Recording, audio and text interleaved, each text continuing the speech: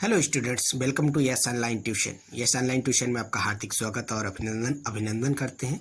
आज बात करेंगे कार्बन और उसके यौगिक, कार्बन एंड इट्स कंपाउंड्स।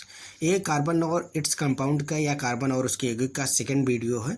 इसके पहले वाला वीडियो अगर आपने नहीं देखा तो आप प्लेलिस्ट में जाएं, साइंस की 10th क्लास की साइंस के प्लेलिस्ट में जाएंगे तो आप उसमें पूरा एक से लेकर सारी वीडियो देखेंगे तो आपको सारी चीज़ें समझ से 9 नंबर से वीडियो है। चलिए आज बात करेंगे सहसंयोजी आबंध के प्रकार, टाइप्स ऑफ कोवैलेंट बॉन्ड, क्योंकि इसके पहले से हमने जो देखा था। अब आज हम देखेंगे उसके टाइप्स, कोवैलेंट बॉन्ड क्या होते हैं। इसके पहले वाले वीडियो में आप जाके स्पष्ट देख सकते हैं। पहला चलेंगे, जिसे कहते हैं सहसंयोजी बंध। यह 3 प्रकार के होते हैं। क्या होते हैं? 3 प्रकार के होते हैं। इसमें पहला है आपका एकल सहसंयोजी बंध, जिसे सिंगल कोवैलेंट बॉन्ड। देखेंगे 2 परमाणुओं के बीच एक इलेक्ट्रॉन के साझेदारी से बनने वाले संयोजी आबंध को एकल आबंध कहते हैं। कहने का मतलब सिंगल बॉन्ड कहते हैं। जब किसी भी 2 एटम में एक इलेक्ट्रॉन मिलके एक ऐसा बॉन्ड बनाए या एक ऐसा एटम बनाए या ऐसा बॉन्ड बनाए तो उसे हम सिंगल बॉन्ड कहते हैं। ये 2 अणुओं के बीच की साझेदारी होती है। जैसे मान लीजिए 2 एटम्स हैं, उनके बीच के एक इलेक्ट्रॉन अगर मिलते हैं तो 2 अणु बन जाते हैं और 2 अणुओं के बनने से एक बॉन्ड बनता है, तो उसे हम क्या कहेंगे? Single bond. जैसे हाइड्रोजन का एक एटम आप देखेंगे और हाइड्रोजन दूसरे हाइड्रोजन के एक एटम, लेकिन कितने एटम बनाया? 2 एटम। 2 एटम मिलके क्या 2 इलेक्ट्रॉन मिलके एक सिंगल बॉन्ड बनाता है।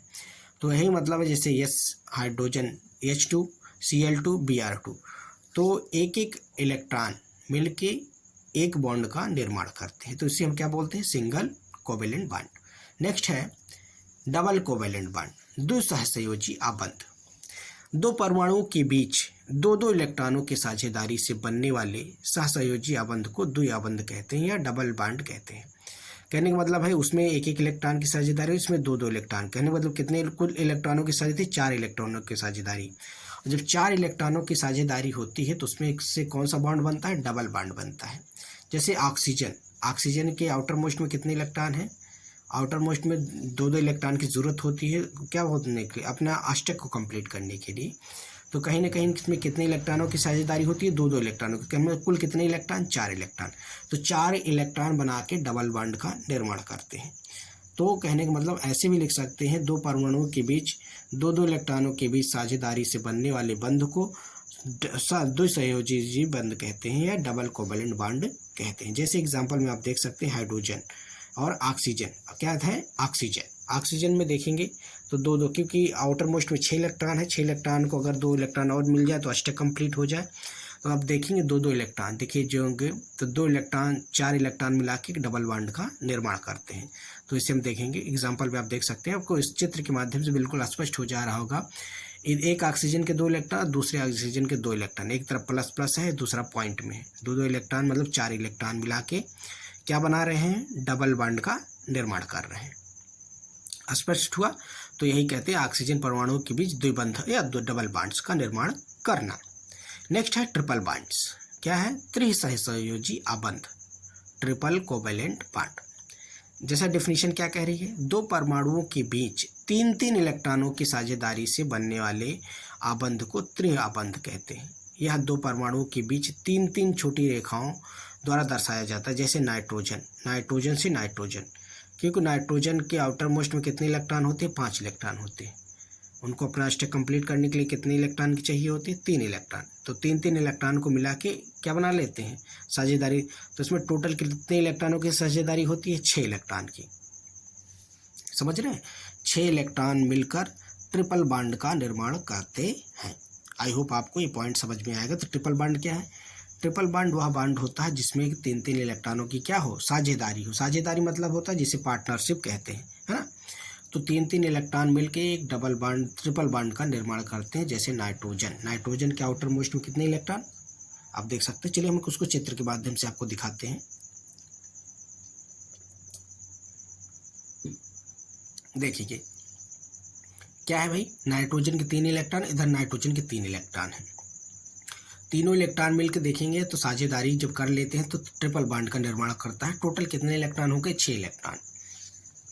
नाइट्रोजन के बीच त्रिआबंध बनता है, याद रखिएगा N2। ठीक है, स्पष्ट हुआ होगा। आई होप आपको समझ में आया होगा बिल्कुल। कोई डाउट हो तो आप कमेंट बॉक्स में कमेंट में जवाब दे सकते हैं। किसी भी तरह के डाउट्स हो तो आप कमेंट बॉक्स में पूछ सकते हैं, उसके सारे सवालों के आपको जवाब मिलेंगे। नेक्स्ट है कार्बन के अन्य गुण, some other properties of carbon. जिसे कहते हैं पहला है श्रृंखलन। कार्बन में कार्बन के ही अन्य परमाणुओं के साथ आबंध बनाने की अद्वितीय क्षमता होती है। पहला डिफिनीशन क्या हो गई, कार्बन में कार्बन के ही अन्य परमाणुओं के साथ आबंध मतलब कि बॉन्ड बनाने की अद्वितीय क्षमता होती है, जिसमें बड़ी संख्या में अणु बनते हैं, जिसे हम गुण को श्रृंखलन कहते हैं। क्या बोलते हैं, इसी को हम श्रृंखलन कहते हैं, कैटायन कहते हैं, कैटायन बोल सकते हैं। ठीक है।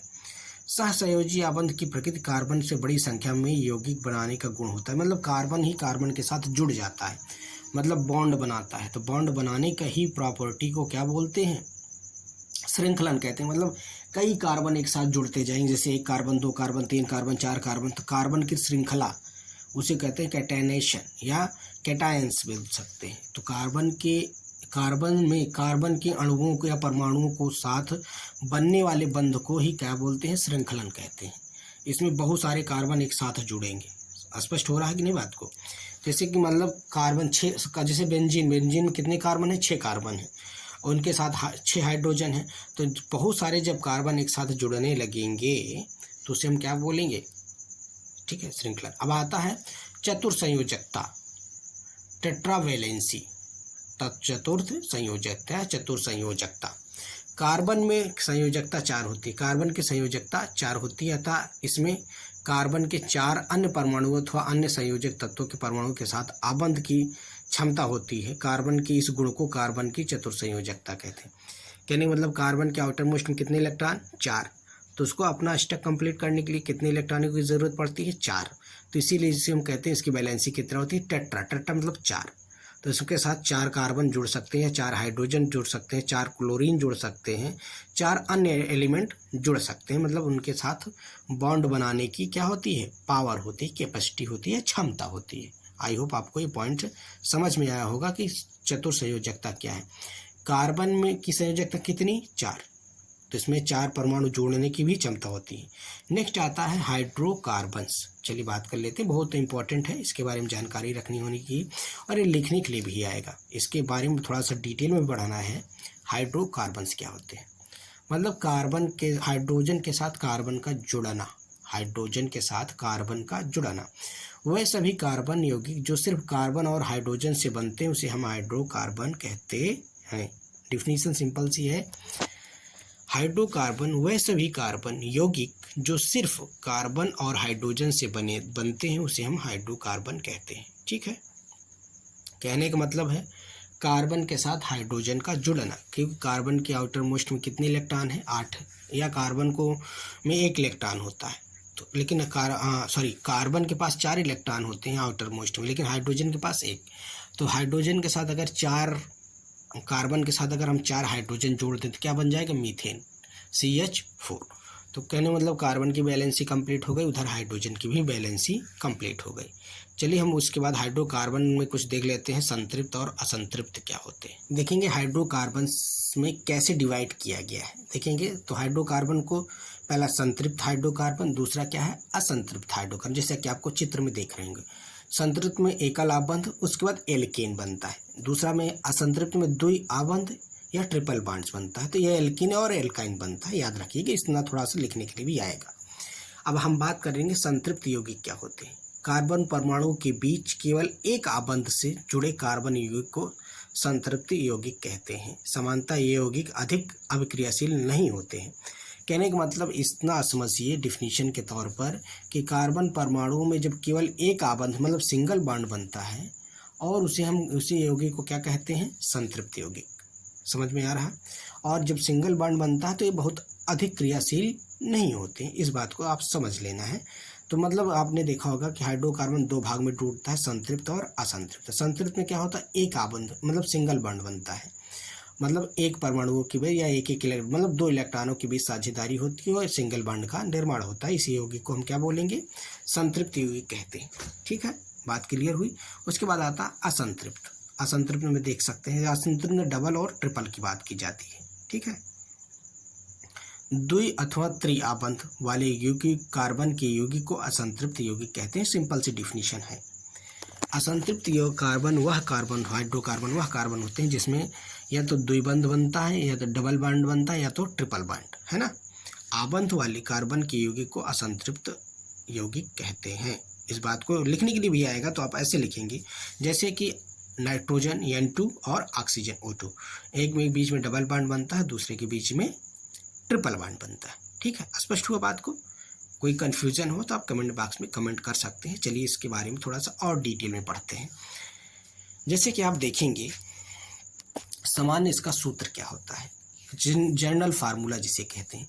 किसी अणु के प्रत्येक परमाणु में n संख्या के लिए प्रदर्शित करने वाले फंक्शन का समान सूत्र है। जैसे एल्केन के लिए CnH2n+2, Cn कार्बन के एटम्स, उसके बाद हाइड्रोजन में 2n+2। इसका मॉलिक्यूलर फार्मूला क्या होता है, अणुसूत्र जिसे कहते हैं। अणुसूत्र किसी अणु में परमाणु की वास्तविक संख्या को प्रदर्शित करती है। जैसे कि एथेन के लिए C2H6, तब यहाँ पर कार्बन के 2 रखेंगे तो n मतलब 2, तो 2 दूनी 4 + 2 6, हाइड्रोजन 6 हो गया, कार्बन 2। तो कार्बन के ऊपर हाइड्रोजन की वो डिपेंड करेगा, समझ रहे हैं ना। मतलब है कि कार्बन की संख्या आप बढ़ाएंगे तो हाइड्रोजन की संख्या बढ़ जाएगी। तो मतलब 2 कार्बन है तो 6 हाइड्रोजन होंगे। अगर यहीं पर हम 3 कार्बन रख दें तो क्या हो जाएगा, चलिए कमेंट बॉक्स में जवाब दीजिए। देखिए 3 रख देंगे, 3 दूनी 6, 2 8, मतलब है 3 कार्बन हो जाएगा, तो कितने हो जाएंगे हाइड्रोजन, 8। समझ में आई बात? नहीं आई तो आप इसको कमेंट बॉक्स में करिए। उसके बाद संक्षिप्त सूत्र क्या है, कंडेंस्ड फार्मूला। संक्षिप्त सूत्र प्रत्येक कार्बन परमाणु से जुड़े परमाणुओं के समूह को प्रदर्शित करता है। कहने मतलब एथेन के लिए जैसे CH3 कार्बन के साथ 3 हाइड्रोजन और कार्बन के साथ 3 हाइड्रोजन, और दूसरा कार्बन के बीच कार्बन बॉन्ड बनेगा। इसकी संरचना सूत्र क्या होता है, स्ट्रक्चर फार्मूला। यहाँ किसी अणु के परमाणु की ठीक व्यवस्था को दर्शाता है, मतलब कैसे उसके साथ जुड़ रहे हैं। जैसे कार्बन के साथ हाइड्रोजन किस तरह से जुड़ेंगे और उनकी संरचना को डिसाइड किया जाता है। चलिए इसकी संरचना भी दिखा के आपको बताएंगे ताकि सारी चीज़ें आपको स्पष्ट क्लियर हो जाए और चित्र के माध्यम से आपको ज़्यादा चीज़ें समझ में आएंगी।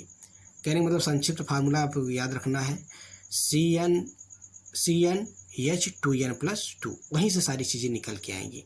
दूसरी चीज़ है कि इसका फार्मूला भी लिखना आएगा। जैसे देखेंगे CH3 कैसे लिखेंगे, कार्बन को कार्बन के साथ जोड़ दिया, उसके बाद हाइड्रोजन के साथ 3 हाइड्रोजन जोड़ दिया, तो इसको क्या बोलेंगे, एथेन। इथेन को क्या फार्मूला, उससे बेसिकली क्या होता है, C2H6। मतलब क्या है, किसी अणु के परमाणु की ठीक व्यवस्था को दर्शाता है। जैसे एथेन के लिए क्या होता है, C2H6, तो कार्बन के साथ 3 हाइड्रोजन को जोड़ देना और सबकी बैलेंसी आप देखेंगे बराबर हो गई। कार्बन को आउटर मोस्ट में 4 इलेक्ट्रॉन चाहिए, हाइड्रोजन को 2 इलेक्ट्रॉन चाहिए। ठीक है, इसका अब एक स्ट्रक्चर बना के देखा जाए तो कैसे स्ट्रक्चर बनेगा, चलिए वो भी हम आपको दिखाते हैं। इसके फार्मूला भी आपको याद रखना है। इस तरह अगर आप लिखेंगे एग्जाम में तो आपको पूरे के पूरे मार्क्स मिलेंगे। आई होप आपको सारी पॉइंट्स समझ में आ रहे होंगे। ठीक है, कोई चीज़ें ना आए तो आप कमेंट बॉक्स में जरिए हम आपको बिल्कुल डिटेल में बताने की कोशिश करेंगे। आप पेन पेपर लेके बैठिए, बिल्कुल नोट्स बनाते रहिए, आपको डिट्टो ऐसे आपके बोर्ड में सवाल मिलेंगे।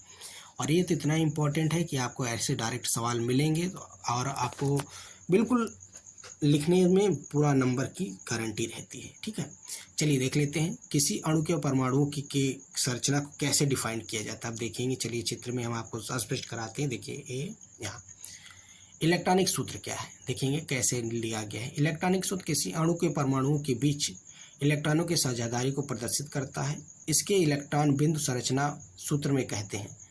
उदाहरण के लिए एथेन के इलेक्ट्रॉन बिंदु संरचना सूत्र